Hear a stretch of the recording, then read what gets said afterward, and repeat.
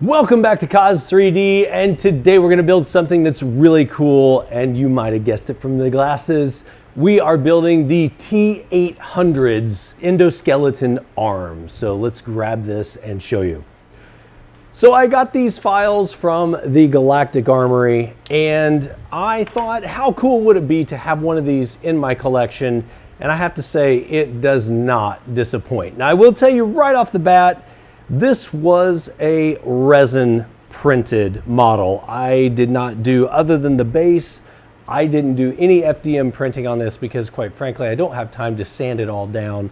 There are a couple pipes that are in here, the skinnier wires, the ligatures, and those are also FDM printed because they were so dainty. I was afraid that if I did them in resin, they'd break really easily, but I probably was wrong. I really think that the resin print was the way to go on this. I am very happy with the way it turned out.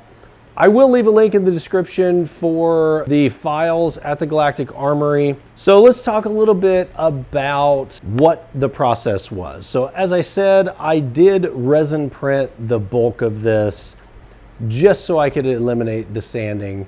Once I got that part printed, I sanded everything lightly. I used black resin and I sprayed it with a clear coat. Now the clear coat just helps the silver Spaz Stix that I use to really pop in the end. If you spray this Spaz Stix over a dull black surface, it just doesn't shine the way it was intended.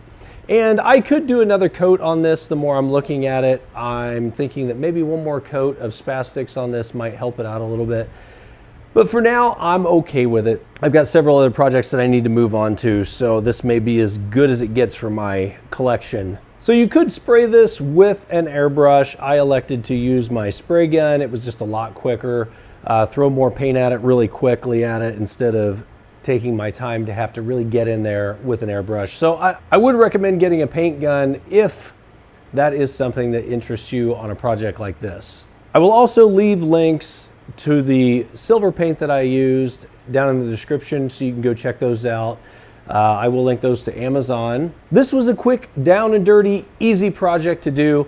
The assembly of the wrists and the pistons, those were quite challenging to get everything lined up, but after fiddling with them for a little bit, I was able to get them lined up and figured out, and I'm very happy with it. So make sure that you leave a like for us and make a comment down in the comment section, especially if you're going to build one of these for yourself. There you have it, the T-800 arm from Terminator 2.